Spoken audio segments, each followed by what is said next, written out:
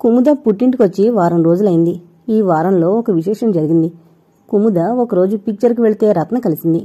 ఎలా ఉంది అత్తవారింటి కాపురం అని నవ్వుతూ పలకరించింది. ఉండాల్సినట్టుగానే ఉంది. కుముదకు రత్నని చూస్తే ఏంటో జంకులాంటిది కలిగింది. విశ్వనాథ్తో తన పరిచయానికి ప్రత్యక్ష సాక్షిమే. కాలేజీ లైఫ్లో ఎన్ని కోతల కోసావు, ప్రేమించి పెళ్లి చేసుకుంటానన్నావు, పెళ్లి చూపుల్లో ఆడపిల్ల మగాడి ముందు తలంచుకుని కూర్చోవడం షేమ్ అన్నావు. చివరికి నీ మాటలన్నీ కోతలని నిరూపిస్తూ మీ అమ్మా నాన్న తెచ్చిన సంబంధాన్నే చేసుకున్నావు. తలంచుకుని ముద్దరాలిలా పెళ్లి కొడుకు ముందు నిలబడ్డావు. నీ ఆదర్శాలన్నీ గుడ్డిగవ్వకు చెల్లవని చెప్పే శుద్ధ ఆచారవంతుల కొంపలో పడ్డావు. కాని నీ ఆటలకు కోతలకు పాపం విశ్వనాథ్ బలయ్యాడు. అతడిని మామూలు మనిషిని చెయ్యాలని వాళ్ల మావయ్య చేయని ప్రయత్నం లేదు. మొన్న మధ్య కలిసినప్పుడు తన మానాన్న తను పెళ్లి చేసుకుని మొగుడుతో కులికినట్టు కాదు, ఆమెను అంతకంతా అనుభవించేలా చేయకపోతే నా పేరు గురునాథం కాదు అన్నాడు, మేనల్లుడి గురించి కన్నీళ్లు పెట్టుకుంటూనే. నువ్వు నిజంగానే విశ్వనాథ్కు చాలా అన్యాయం చేశావు కుముద. మనిషి నిలువు కట్టెపడ్డాడు. ఒకప్పుడు విజ్ఞాన జ్యోతులు ప్రతిఫలించే ఆ కళ్ళు ఇప్పుడు గాజుగుళ్ళయ్యాయి. ఆ కట్టెలో ప్రాణం ఉందేగాని ఈ ప్రపంచానికి సంబంధించిన మనిషిలా లేడు. అతడిని చూస్తే కాలేజీ ఫస్ట్ విశ్వనాథ్ ఇతడేనా అని ఆశ్చర్యపోక తప్పదు. కాలేజీ మానేసి బ్రతికిపోయావు గాని, లేకపోతే మన కాలేజీ స్టూడెంట్స్ అందరూ నీ చేత అపాలజీ చెప్పించుగాని వదిలేవాళ్లు కాదు. నా చేత క్షమార్పణ చెప్పించడం అంత సులభమైన పని కాదులే. ఏం చేసినా చెల్లుతుందనే పొగరు నీకు మొదటి నుండి. నీ పొగరు ఒక నిండు జీవితాన్ని నాశనం చేసింది. భగవంతుడనే వాడుంటే నీకు తప్పకుండా శాస్తి చేస్తాడు. ఎవడో నీ కండ్ల కావరం వదలదీస్తాడు. నోటికొచ్చినట్లల్లా వదరకు. విశ్వనాథుని పరిచయం చేసింది నువ్వే కదా, అతన్ని పెళ్లి చేసుకోమని ప్రోత్సహించింది నువ్వే కదా. అతడు ఎలాంటివాడో తెలుసుకుందామని అతడితో పరిచయం చేసుకున్నాను. అతడికి నాకు సరిపోదని తెలుసుకున్నాక దూరం జరిగాను. ఇందులో పెద్దగా అతన్ని నేను మోసగించింది లేదు, అన్యాయం చేసింది అంతకంటే లేదు. ఆడపిల్ల కాస్త దగ్గరగా వెళితే ఆశలు పెంచుకునే మగజాతికి ప్రతినిధి ఈ విశ్వనాథ్. అతడు అనవసరంగా ఆశలు పెంచుకుని కూలిపోతే నాదెంతవరకు బాధ్యత? కాస్త దగ్గరగా వెళ్ళావా? నీ మనసాక్షిగా చెప్పు. కుముద కళ్లల్లోకి గుచ్చు చూస్తూ తీవ్ర స్వరంతో అడిగింది రత్న. ఎంత దగ్గరగాని? అతన్ని పట్టుకుని గిలిగింతలు పెట్టానా? అతన్ని నా కౌగిల్లో బంధించానా? ఇలా అడగడంలో ఏంటి నీ ఉద్దేశం? కుముద కోపంతో రెచ్చిపోయింది. మధ్యన నువ్వు నేను పోట్లాడుకోవడమేమిటి? చూడవలసిన వాడే చూస్తాడు నీ సంగతి. స్నేహితురాలిగా నీ హితవు కోరి చెబుతున్నాను, జాగ్రత్తగా ఉండు అనేసి వెళ్ళిపోయింది రత్న. ఏడ్సావు. కుముద పెదవి విరిచింది. ఏం చేస్తాడు ఆ గురునాథంగాడు? విశ్వనాథ్తో తన స్నేహం గురించి చిలవలు పలవలు చేసి అత్తగారికి చెబుతాడేమో. మహా చేస్తే తన కోపరం చెడగొడతాడేమో, అంతే కదా. అంతకంటే ఎక్కువేం చేయగలడు? భయపడుతున్నామని తెలిస్తే శత్రువింకా భయపెడతాడు. భయపడ్డం లేదని తెలిస్తే తోక ముడుస్తాడు. కుముద ఏం జరిగినా ధైర్యంగా ఎదుర్కోవడానికే నిశ్చయించుకుంది. వడ్డిస్తోంది లలితాంబ. భోజనం చేస్తున్నాడు రవి. ఏం బాబూ, నిన్న మంగళింటికొచ్చాడే, క్షవరం చేయించుకోలేదేమిటి? జుట్టు బాగా పెరిగిపోయింది. పేషెంట్ల గొడవలో పడి మరిచిపోయాడేమోనని గుర్తు చేస్తున్నట్టుగా అంది లలితాంబ. గతుక్కుమన్నాడు రవి. ఏం జవాబు చెప్పాలి పెద్దమ్మకు? ఉన్నమాట చెబితే పెద్దమ్మాయి కాదు అందరూ ఆట పట్టిస్తారు. రవి బుర్ర తడుముకుని జవాబు చెప్పాడు. తిరుపతి వెంకన్నకు మొక్కుకున్నాను పెద్దమ్మ. ముక్క? ఏం మొక్కు రవి? ఆశ్చర్యంగా అడిగింది లలితాంబ. పిల్లలకు ఏం సుస్థి చేసినా ఏం జరిగినా మొక్కులన్నీ తనే మొక్కింది ఎన్నాళ్ళు. పిల్లలు స్వంతంగా మొక్కుకోవడం అన్నది ఇప్పుడే వింటోంది. పని జరిగాక చెబుతాను పెద్దమ్మ, మళ్లీ బుర్ర తడుముకునన్నాడు. రవి ముఖంలోకి ఆవిడ పరిశీలనగా చూసి మళ్లీ అంది. మొక్కుకుంటే జుట్టు ఒకటే పెంచరు, గెడ్డం కూడా పెంచాలి. గెడ్డం నున్నగా చేసుకుని జుట్టు మాత్రమే పెంచుతారా? అలాగా పెద్దమ్మా, నాకు తెలీదు. తిరుపతికి వెళ్ళొచ్చేదాకా గెడ్డం కూడా చేసుకోంలే. ప్రస్తుతం ఈ గండం గడిస్తే చాలన్నట్టుగా అన్నాడు. భోజనం ముగించి గదిలోకొచ్చి అద్దం ముందు నిలబడ్డాడు రవి. జుట్టు బాగా పెరిగి బూచిలా కనిపిస్తోంది. తనది తనకే అసహ్యంగా చికాగ్గా అనిపిస్తోంది. జులపాల్లా అంతంత హిప్పీలు ఎలా పెంచుతారో మరి. ఇంత అవస్థ తను భార్య కోసం పడుతున్నాడని ఎవరికైనా తెలిస్తే? జుట్టు పెంచడం అప్పుడే పెద్దమ్మ దృష్టిలో పడింది. తిరుపతి మొక్కు అని బొంకాను అన్నాడు కుముదతో. మీ ఇష్టం వచ్చినట్టు జుట్టు పెంచుకోవడానికి కూడా భయమేనా? ఇది నా కోసం కాదుగా, నీకోసం. ఆ సంగతి ఎవరికైనా తెలిస్తే ఎలా? మీరు పెంచిన జుట్టు నా ముఖానికే అందం ఇవ్వదు, మీ ముఖానికే అందమిస్తుంది కోపంగా అంది కుముద. నా ముఖానికే ఇస్తుందా? నాకా సంగతి తెలీదు. నీకోసం పెంచుతున్నాను కదా, నీ ముఖానికే అందమిస్తుందేమో అనుకున్నాను. జుట్టు దూకుంటూ కొంటిగా అన్నాడు రవి. నర్సింగ్ హోంకు వెళ్లడానికి డ్రెస్ చేసుకున్నాడు. బోరుగా ఉంది, మధ్యాహ్నం త్వరగా వచ్చేయకూడదు, సినిమాకు వెళదాం. వెధవ సినిమా కోసం డ్యూటీ ఎగ్గొట్టమంటావా? ఇలాగేనా మగడి బుద్ధులు చెడగొట్టడం? నవ్వుతూ అన్నాడు. వీలైతే సాయంత్రం వెళదాం, మ్యాట్నీకి కుదరదు. బూట్లు వేసుకోబోతూ అలవాటుగా వెంకటేశ్వర స్వామి పటానికి మొక్కాడు. ముక్కన్నాక ముక్కే, నిజానికన్నా అబద్ధానికన్నా ముక్కు చెల్లించకపోతే వదలను నిన్ను. పటంలో వెంకన్న చూపుడు వేలుతో బెదిరిస్తున్నట్టుగా అనిపించింది. కుర్చీలో కూలబడి హతోస్మి అన్నాడు రవి గాబరాగా. ఏమైంది? కుముద నివ్వెరపాటుతో ప్రశ్నించింది. కొంప మునిగింది కుముద. టైంకి ఆయన పేరు వాడుకొన్నానా?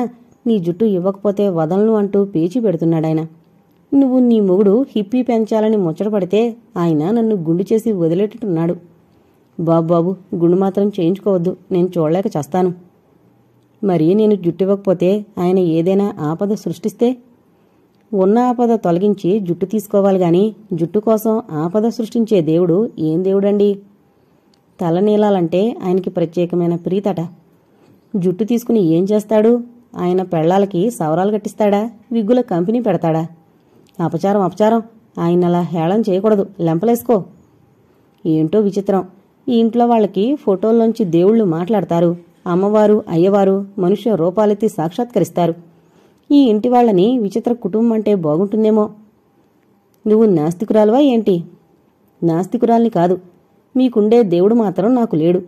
జుట్టివ్వకపోతే కోపగించుకునే దేవుడు అస్సలు లేడు. ఈ సృష్టికి మూల కారణం ఒకటుంది. వైజ్ఞానికులు దాన్ని అణు అంటారు, వేదాంతులు పరమాత్ముడు అంటారు, నేను దేవుడు అంటాను.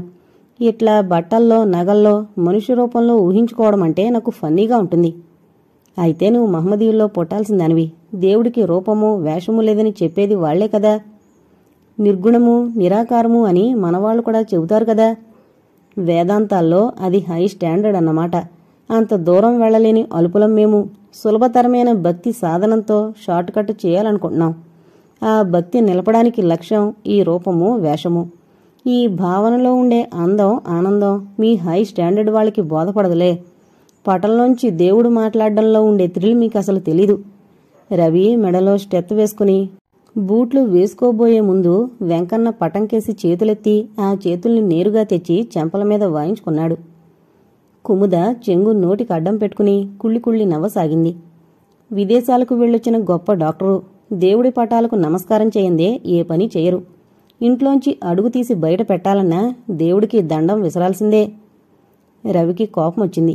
సీరియస్గా చెప్పాడు. కుముదా, నువ్వు ఏ విషయంలోనైనా జోక్యం చేసుకోగాని నా భక్తి విషయంలో మాత్రం జోక్యం చేసుకోవద్దు, నేను సహించలేను అన్నాడు. మీ ఇష్టం, మీరు గోడలకి దండాలు పెడితే నాకేం, ఇంటి కప్పులకి పెడితే నాకేం. కుముద మూతి ముడుచుకుంది. ఉదయం 9 అయింది. భోజనాల గదిలో భోజనాలు అవుతున్నాయి. రవి నాన్నగారు పెదనాన్నగారు భోజనాలు చేస్తున్నారు. భోజనాల గదిలోకి మేడమెట్లు కనిపిస్తున్నాయి. నోట్లో బ్రష్ ఆడిస్తూ కుముద మెట్లు దిగుతూ కనిపించింది. రవి పెదనాన్న అప్రయత్నంగా వాచి చూసుకున్నారు. ఆయన కనుబొమ్మలు చిట్లించి మరోసారి మెట్లవైపు చూశారు. కుముదకు అప్పుడు సుప్రభాతం కావడం, పెదనాన్న ప్రత్యేకించి చూడడం గమనించి రవి ముఖం వెలవలబోయినట్టయింది. కుముద రోజూ ఇంతే. ఏ రోజుకారోజు చెబుదామనుకుంటాడు ఇలా పొద్దుకి లేవడం బాగుండదని. కాని ఆమె సంకుచితంగా భావిస్తుందేమోనన్న జంకు పట్టి ఆపుతోంది.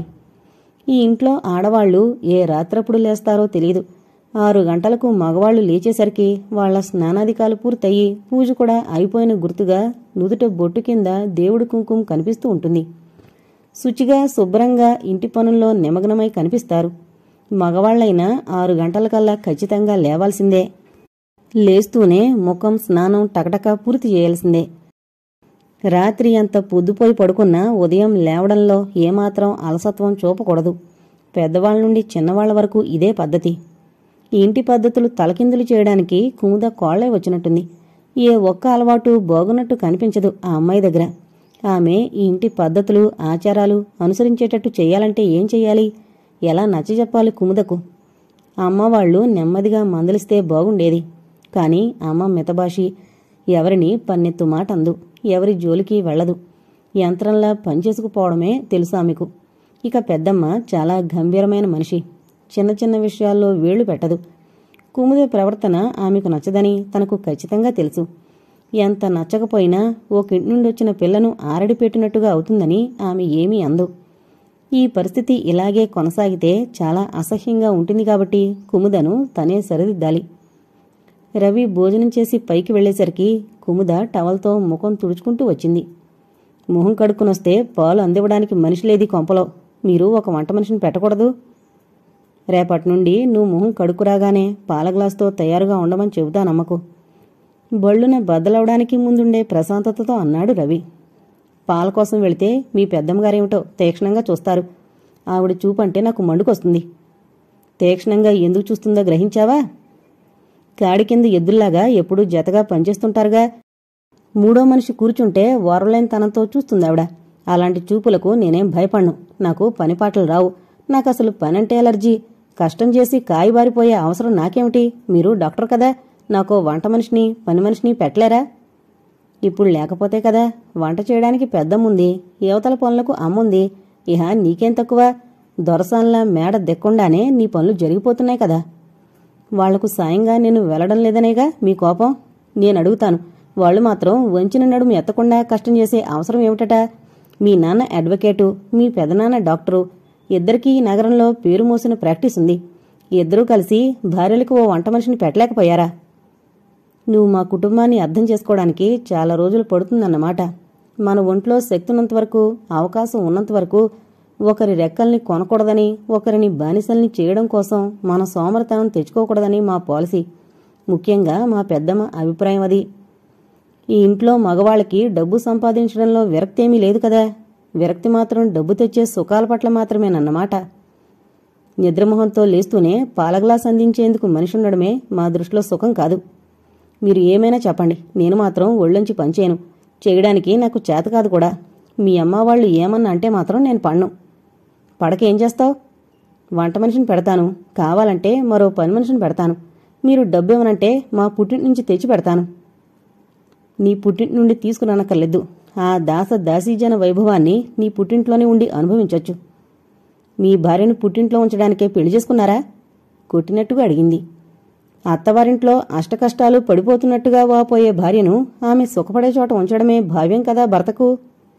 అతడి వెటకారానికి చర్రుమంది కుముదకు. మీరేమీ పంపనక్కర్లేదు. అవసరం వస్తే నేనే వెళ్ళిపోతాను.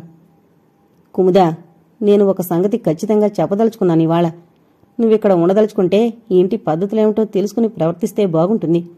ఈ ఇంట్లో మనుషులెవరూ 7 బారల పొద్దెక్కాక లేవరు. ఇంట్లో పనిపాట్లప్పుడు కాలు మీద కాలు వేసుకుని కూర్చోరు. నువ్వు కాస్త కిందకి వెళ్ళి అమ్మ వాళ్ళకి కాస్త సాయం చేస్తే బాగుంటుంది. నేను చేయను. నా బదులు డబ్బిచ్చి మనిషిని పెట్టమంటే పెట్టను. మీ భార్య పని చేయాలన్న పంతం దేనికి? నీకు పని చేయకూడదన్న పంతం దేనికి? పనంటే నాకు ఎలర్జీ. నేనసలు మా పుట్టింట్లో పువ్వులా పెరిగాను. నువ్విలా కాలు మీద కాలు వేసుకుని కూర్చుంటే నాకు ఎలర్జీ. కొంగు నడుముకు చుట్టి నువ్వు మెరుపులా పనిచేసుకుపోతుంటే నాకు ముచ్చటగా ఉంటుంది. మీకలాంటి ముచ్చట్లున్నాయని తెలిస్తే నేను చచ్చిన మిమ్మల్ని పెళ్లి చేసుకోకపోదును. నువ్వింతటి మహారాణివని తెలిస్తే నేను నిన్ను చేసుకోకపోదును. కుముద కాపురం చిలికి చిలికి గాలివానలా కావడానికి ఎన్నో రోజులు పట్టలేదు. మలయాళ స్వాముల వారి శిష్యుడు ఒక ఆయన నగరానికి వేంచేశాడు. ఆయన్ని, ఆయన శిష్యుల్ని ఒకరోజు ఆతిథ్యానికి పిలిచారు లలితాంబ వాళ్ళు. ఆయన శిష్యులు 15 మంది దాకా ఉంటారు. వాళ్ళకి స్వయంగా వంట చేసి పెట్టాలన్న అభిలాషతో రవి పెదనాన్న వంట మనిషిని పిలిపిస్తానన్నా వినలేదు లలితాంబ. ఆ రోజు పని జాస్తిగా ఉంది. ఇవాళైనా పనికి కాస్త సాయం వస్తే బాగుండేది నీ కాళ్ళు. కాస్త నువ్వు పిలవరాదా శ్యామలా అంది లలితాంబ. నా కొడుకులు నీ కొడుకులయ్యారు. నా కోడళ్ళు నీ కోడళ్ళు కారాక్కయ్యా అంది శ్యామలమ్మ. నీ కొడుకులు నా కొడుకులైన మాట నిజమే. నీ మాటైనా ఒకటి తీసేస్తారేమో గాని నా మాట తీసివేరు. కాని వచ్చిన కోడళ్ళు అలా కాదే. ఏమైనా మాట్లాడబోతే అసలత్తగారు ఎక్కడుందో గాని ఈవిడిది చాలా అయిపోయింది అంటారు. కోడళ్ల మీద నీకున్న హక్కు నాకెక్కడిది? కొడుకులు నావాళ్లు, కోడళ్ళు మాత్రం నీవాళ్లు. లలితాంబ చీర తడిపి మడికి పెరట్లో నైలాన్ తాడు మీద వేస్తూ అంది. గిన్నెలు కడిగి ఇంట్లోకి తీసుకువెళుతూ అంది శ్యామలమ్మ. ఇవాళ భలే పక్షపాతంగా మాట్లాడుతున్నావు. కొడుకులు నీకు, కోడళ్ళు నాకునా? కోడళ్ళైతే టెంకాయలు నా నెత్తిన టపీమని కొడతారనా? కొడుకులను తీసుకున్న దానివి కోడళ్ళను కూడా తీసుకో. కోడళ్లని అజమాయిషీ చేసే తెలివితేటలు నాకు లేవు. ఏదో నా జీవితం మీ పెద్దవాళ్ల నీడన ఇలా మర్యాదగా వెళ్ళిపోని. వాళ్ల మాటలు వింటున్న రవికి ఎందుకో గుండెలు బొరువెక్కినట్టుగా అయ్యాయి. ఒక తల్లి పిల్లలు కాదు, ఒక తండ్రి పిల్లలు కూడా కాదు. కాని ఇద్దరి మధ్య ఎటువంటి అనుబంధం పెనవేసుకుపోయింది. ఒక తల్లి పిల్లలు కూడా ఉన్నంత ఆత్మీయంగా ఉంటారు. శ్యామలమ్మ చివరి కాన్పులు 2 సిజేరియన్ అయ్యాయి. చివరి కాన్పులో 6 నెలలు జబ్బు పడింది. ఓవైపు జబ్బుతో ఉన్న బాలింతను జాగ్రత్తగా చూసుకోవడం, పుట్టిన బిడ్డను కంటికి రెప్పలా సంరక్షణ చేయడం. అప్పుడు లలితాంబ నిర్వహించిన పాత్రను బంధుమిత్రులు ఇప్పటికీ శ్లాఘనీయంగా చెప్పుకుంటారు. తల్లి పాలు, తల్లి ఒడి అంటే తెలియకుండా పెద్దమ్మ ఒళ్ళో పెరిగిన రవికి పెద్దమ్మంటే ఎంత పిచ్చి ప్రేమో అంత గారాబం కూడా ఉంది. ఇంట్లో అందరికంటే చిన్నవాడు కనుక రవంటే అందరికీ గారాబమే. ఈవాళ అతడు 25 ఏళ్లవాడైనా, డాక్టర్ అయినా పెద్దమ్మ దగ్గర మాత్రం పసిబిడ్డ స్థానమే. పెద్దమ్మ, ఏమైనా పనుంటే నాకు చెప్పు అంటూ లలితాంబను సమీపించాడు రవి. నువ్వేం చేస్తావు గాని నీ భార్యని పిలవయ్యా. ఆమెకు చెప్పే పనులేవో నాకు చెప్పు. పనిలో మా ఇద్దరికీ పోటీ పెడితే మగపిల్లవాడినని నేనే గెలుస్తాను. ఓ, భార్యని పువ్వుల్లో పెట్టి పూజ చేసేటట్టున్నావు. కుముద చాలా అదృష్టం చేసుకుని పుట్టిందన్నమాట. ఆవిడ స్నిగ్ధంగా నవ్వింది. సరే, నువ్వేం చేయొద్దు గాని ఇవాళ స్వాముల వారికి మీ నవదంపతులతో పాదపూజ చేయించాలని సంకల్పించాను. నా సంకల్పం నెరవేర్చు చాలు. దేవుడి పటాలకు దండం పెడితేనే పకపకా నవ్వే కుముద స్వాముల వారి పాదపూజకు అంగీకరిస్తుందా? రవి ముఖం వెలవెలపోయింది. కుముదకు ఇలాంటివి ఇష్టముండవని ఎలా చెప్పాలి? ఇంత చిన్న కోరిక తీర్చలేకపోతే ఏమనుకుంటుంది పెద్దమ్మ? పెద్దమ్మ మనసు నొప్పించడం కంటే కుముదనే కాళ్లా వేళ్లాపడి ఒప్పించాలన్న నిర్ణయంతో పైకి వెళ్లాడు రవి. కుముదా, ఇవాళ నా పరువు కాపాడాలి నువ్వు. ఈ ఒక్కసారికి నా మాట వింటే 10 సార్లు నీ మాట వింటాను అన్నాడు అభ్యర్థనగా. ఇదేదో నన్ను బుట్టలో వేసుకునే ప్లాన్లా ఉందే అంటూ నవ్వింది కుముద. నా చేత తాళి కట్టించుకున్నదానివి, నువ్వెప్పుడు నా బుట్టలో ఉన్నదానివే. ఇవాళ కొత్తగా బుట్టలో వేసుకునే అవసరం లేదు అన్నాడు తెచ్చుకున్న మగ టీవీతో.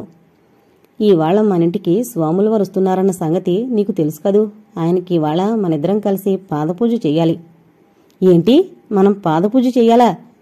కుముద అంతెత్తున ఎగిరిపడింది. ఈ స్వాములు సన్యాసులంటేనే నాకు చెప్పలేనంత అసహ్యం.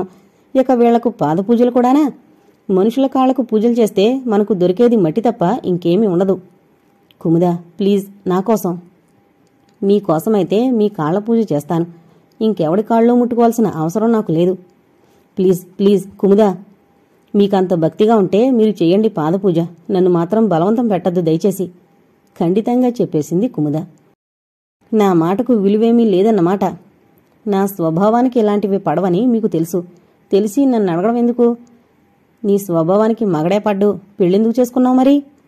మగవాళ్లల్లో ఇంత సంకుచితులు, తన పట్టే నెగ్గాలనే వాళ్ళుంటారని తెలియక?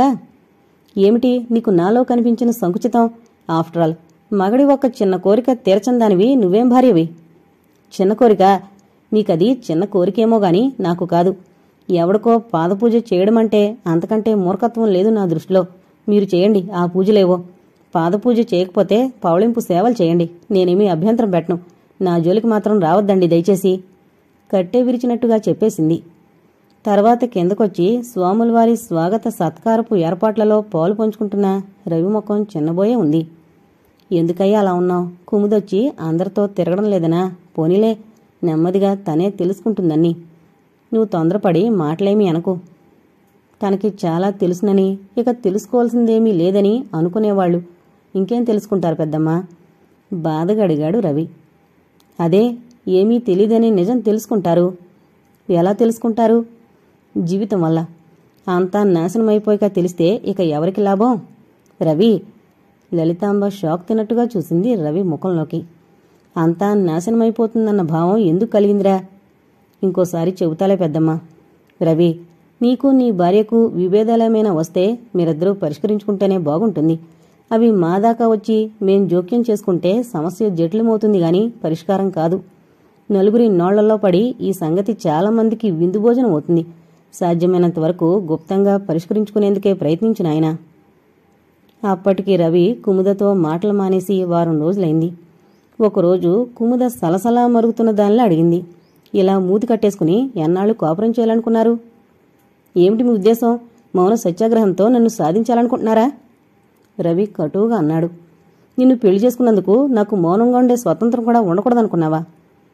మీకు లేని స్వతంత్రం ఏముంది? మగమహారాజులు. మీకు కావలసిన పని నా చేత చేయించాలంటే నన్ను 2 తిట్లేమిటి, 2 తన్నొచ్చు కూడా. ఇదేమిటి కొట్టావు తిట్టావు అని అడగడానికి ఎవరూ రారు. చివరికి నన్ను కన్నవాళ్లు కూడా. తనినా నరికినా మగడే దిక్కు అనే దేశంలో ఆడపిల్లని పుట్టినందుకు నేనెంత సిగ్గుపడుతున్నానో. సిగ్గుపడ్డవెందుకు? నువ్వే నీ మగని 4 తన్ని ఈ దేశపు చరిత్ర మార్చరాదా? కుటిలంగా హేళనగా మాట్లాడవచ్చు, కానీ మంచిగా మనసు విప్పి మాత్రం భార్యతో మాట్లాడరాదు. పెళ్లినప్పటి నుండి చూస్తున్నాను కదా, కబుర్లు లేవు, సరదాలు లేవు, నవదంపతులం అన్నట్టు అస్సలే లేదు. ఇది స్వభావమే అనుకుందామా అంటే మీ ఇద్దరమ్మలతో ఎంత చక్కగా కబుర్లు చెబుతారు, పెళ్లం దగ్గరకు వచ్చేసరికి ముడుచుకుపోతారు. నీ ముఖారవిందం అలా ఉంది మరి. నా ముఖానికి ఏమైందో చెప్పండి. ఈరోజు ఆ సంగతేదో తేలాలి. అంత ఇష్టం లేనిది నన్ను పెళ్ళెందుకు చేసుకున్నారు? నువ్వు ఎలాంటిదానివో తెలియక. అందుకే నేనంటాను, పెళ్లికి ముందు ఒకరికొకరు బాగా తెలుసుండాలని. ఈ దరిద్రపు దేశంలో పెళ్లి చూపుల్లో తప్ప ముందుగా చూసుకోకూడదు. కాబోయే భర్తను గాని కాబోయే భార్యను కాని. ఇదిగో ఇలా పెళ్ళయ్యాక ఒకరికొకరికి సరిపడక ఉత్తర దక్షిణ ధృవాలే బ్రతకడం, ఇది మంచి పద్ధతిని ఎవరైనా అంటారా? పెళ్ళైపోయిందిగా, నీ ఉపన్యాసాలకి మన వైవాహిక జీవితాన్ని వేదిక చేయకు దయచేసి. నాకెందుకో సమాధానపడ్డం, నోరు మూసుకుని కూర్చోవడం చేతకాదు మరి. అవును మరి, విమర్శించడానికి ఉపన్యసించడానికి పుట్టావు, కానీ ఒక్కసారి వేలు నీకేసి చూపుకుంటే బాగుంటుంది. నేనేం తప్పుడు పనులు చేశాను? దెబ్బతిన్నట్టుగా అడిగింది. నీ మనసుకు తెలుసు. చెప్పేదేదో స్పష్టంగా చెప్పండి, మనసు విప్పి మాట్లాడండి, కానీ ఇలా నిగూఢంగా కపటంగా మాట్లాడొద్దు. మనసు విప్పి మాట్లాడినా పాము పడగెత్తితే ఏం చేస్తుందో తెలుసా? కాటు అందుకుంటుంది. నీకదిష్టమా? కుముద కళ్ళు విప్పార్చుకుని చూసింది. అయితే పైకెంతో శాంతంగా కనిపించే మీరు నాగుపాములాంటి వారన్నమాట. నన్ను కాటందుకోవడం కోసం విషం దాచుకున్నారన్నమాట. నేనేం తప్పు చేశానో చెప్పండి. నా కోసం విషం దాచుకోవాల్సిన అవసరం ఏమొచ్చింది మీకు? ఉద్రేకంతో ఊగిపోతూ అడిగింది. పాము పడగెత్తితే ఏం జరుగుతుందో చెప్పాను కదా, ఎందుకు నన్ను తట్టిలేపుతావు? బుట్టలో పాము ముడుచుకు పడుకున్నంత మాత్రాన నాకు భయం తీరిపోదు. అది నాకెప్పటికైనా శత్రువే. దాని సంగతేదో ఇవాళ తేలిపోవాలి. నువ్వంత ఖచ్చితంగా పట్టుబడితే నేను చెప్పక తప్పదు. నువ్వు చేసిన తప్పేమిటో నీకు ఉత్తరం చెబుతుంది అంటూ డైరీలోంచి చించిన కవర్ తీసి ఇచ్చాడు కుముదకు. పెళ్లైన మరుక్షణమే భార్య గురించి అలాంటి ఉత్తరం వస్తే ఏ మగాడైనా ఎంతటి నరకం అనుభవిస్తాడో నువ్వే ఊహించు. అంత నరకాన్ని నా గుండెల్లో గరళంలా దాచుకుని నీ గతంతో ప్రమేయం లేకుండా కాపురం చేయాలనుకున్నాను. కాని ఏం చేయను? ఏమాత్రం అనుకూలత లేదు నీ ప్రవర్తనలో. ఒకరి కోసం నువ్వు అనుకోవు, నీకోసమే అందరూ అనుకుంటావు. నీ అభిప్రాయాలే గొప్పవి, అవే అందరి మీద రుద్దాలని చూస్తావు. కవర్లోంచి కాగితం తీసి మడత విప్పి చదవసాగింది కుముద. శ్రీమతి కుముదాదేవి భర్తగారికి. మీ పేరు రవికిరణ్ అని తెలుసు నాకు. మీరు పెద్ద డాక్టర్ అని కూడా తెలుసు. కుముదాదేవి భర్త అని ఎందుకు సంబోధిస్తున్నానంటే ఇక ముందు రవికిరణ్గా కంటే కుముదాదేవి భర్తగానే ఎక్కువ ప్రాచుర్యం పొందుతారని. కుముదంటే మామూలు ఆడపిల్ల కాదు, చాలా గొప్ప స్త్రీ ఆమె. ఆమె తండ్రి లక్షాధికారి, ఆయన గొప్ప వక్త. వేదిక మీద చెప్పింది ఇంట్లో చేయని వక్తలందరిలాగే ఆయన కూతురు కుముద. తండ్రి అడుగుజాడల్లో నడిచి ఆయన కూతురు అనిపించుకోగల అర్హతలన్నీ ఉన్నాయి. ఎన్నో ఆదర్శాలున్నాయి. ఆ ఆదర్శాల్లో కొన్ని మచ్చుకు. తన వరుణ్ణి తానే స్వయంగా ఎన్నుకోవాలని, పెళ్లికి ముందే ఆ వరుడు ఎలాంటివాడో పూర్తిగా తెలిసుండాలని. తన ఆశయానికి తోడు తన పెళ్లి కులాంతరమైతే మరీ ఆదర్శవంతంగా పువ్వుకు తావి అబ్బినట్టుగా ఉంటుందనుకుంది. అందుకే చేసింది స్నేహం ఒక హరిజనుడితో. ముగ్గులోకి దింపింది అతన్ని. తెచ్చిపెట్టుకున్న సంస్కారానికి, రక్తంలో జీర్ణించుకుపోయిన కులాభిమానానికి జరిగిన పోరాటంలో కులాభిమానమే గెలిచింది. ఆమె కులాభిమానానికి, ఆమె ఆడిన గేమ్కి బలయ్యాడతడు. కులానికి హరిజనుడైనా ప్రతిసారి కాలేజ్ ఫస్టుగా బంగారు పతకం గెలుచుకునేవాడతడు. ఆవిడ చేసిన మోసానికి, అవమానానికి అతడి మతి చలించింది. బంగారు భవిష్యత్తు మట్టిపాలైంది. ఉజ్వలంగా వెలగాల్సిన ఒక గోల్డ్ మెడలిస్ట్ను పిచ్చివాణ్ణి చేసిన ఘనురాలు ఈ కుముదాదేవి. కాలేజీకి వెళ్ళి అడగండి, ఎవరినడిగినా చెబుతారు ఈ కథ ఇంతటితో ఆగింది. మరో కథ మొదలైంది. తన భాగస్వామిని ఎన్నుకునే విషయంలో ఇంగ్లీషు వాళ్ల డేటింగ్ పద్ధతిని అనుసరించాలనుకుందీమె. పెళ్లికొడుకుని అపూర్వ చింతామణి ఫోజులో ఇంటర్వ్యూ చేయడం, అతడితో పార్కులకి, హోటళ్లకి తిరగడం, తనతో సరదాగా తిప్పుకుని చివరికి తిరస్కరించాడతడు. అక్కడ ఎదురుదెబ్బ తగలడంతో ఇంగ్లీషు వాళ్ల పద్ధతి బాగాలేదనుకుంది. మన పద్ధతే బాగుందనుకుంది. పెళ్లి చూపుల్లో ముద్దరాలిలా కూర్చుని మిమ్మల్ని గెలుచుకుంది మీ అర్థంగా అయింది. ఇక నుండి మీ జీవన సామ్రాజ్యాన్ని మహారాణిలా ఏలుతుంది. ఆమె ఏలుబడిలో మీ జీవితం ఏమవుతుందో. నాకు మీరంటే జాలి కలుగుతోంది. ముందుగా హెచ్చరించడానికే ఈ ఉత్తరం. ఇట్లు ఆకాశ రామన్న. కుముద చదవడం పూర్తి చేసి తలెత్తింది. అంతవరకు ఆమెనే పరిశీలనగా చూస్తున్న రవి, ఇందులో రాసినవి అబద్ధమంటావా అని అడిగాడు కటుస్వరంతో. నిజమని నమ్ముతున్నారా? ఎరుపెక్కిన ముఖంతో ఎదురు ప్రశ్నించింది. నువ్వు విశ్వనాథ్ అనే అబ్బాయితో తిరగడం, అతడు పిచ్చివాడు కావడం, నువ్వు శ్రీనివాస్ అనే వరుణ్ణి ఇంటర్వ్యూ చేయడం, అతడి వెంటపడి తిరగడం అన్నీ జరిగాయని తెలుసుకున్నాను. వాస్తవంగా జరిగినవి నిజమని నమ్మడంలో తప్పులేదనుకుంటాను. అన్నీ జరిగాయంటే ఏం జరిగాయనుకుంటున్నారు? కుముద ముఖంలో నీలినీడలు పోకుతుంటే అడిగింది. రవి ఆ విషయాన్ని దాటవేస్తూ అన్నాడు. మనకు పెళ్ళైంది కుముద. అగ్నిసాక్షిగా మనం భార్యాభర్తలమయ్యాం. నువ్వు మంచిదానివైనా చెడ్డదానివైనా నిన్ను భరించడానికి సిద్ధపడ్డాను. నీ జీవితానికి సంబంధించిన చెడుని నా మనసులోనే దాచుకోవాలనుకున్నాను. ఎందుకో తెలుసా? నీ చెడ్డతనం బయటపడితే నువ్వొక్కదానివే అల్లరిపాలు కావు. నీతో పాటు నేను, నా కుటుంబం కూడా అల్లరిపడతాం. పెళ్ళైన క్షణం నుండి నువ్వు మా మనిషివి కదా. తప్పు చేసినా నీకొక ఛాన్స్ ఇచ్చి చూడాలనుకున్నాను. అందుకే ఇన్నాళ్లపాటు అత్తవారింట్లో కాపురం చేయగలిగావు. నీ గతంతో సంబంధం పెట్టుకోదలుచుకోలేదు. ఇప్పటి ప్రవర్తనే ముఖ్యమనుకున్నాను. కానీ ఎదిరించడమే, విరుద్ధంగా ప్రవర్తించడమే ముఖ్య వృత్తిగా పెట్టుకున్నావు. నేనది సహించలేను. ఇది మగవాడి సంకుచితమను ఏమేనాను?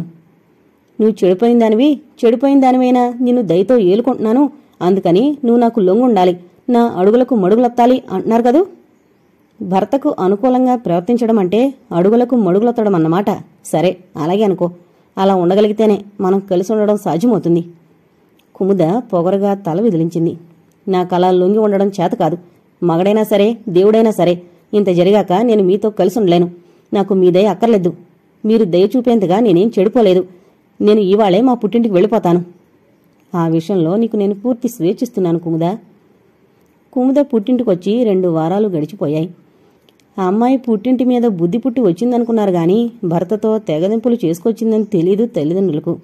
అక్కడ జరిగిన గొడవ కుముద చెప్పనూ లేదు.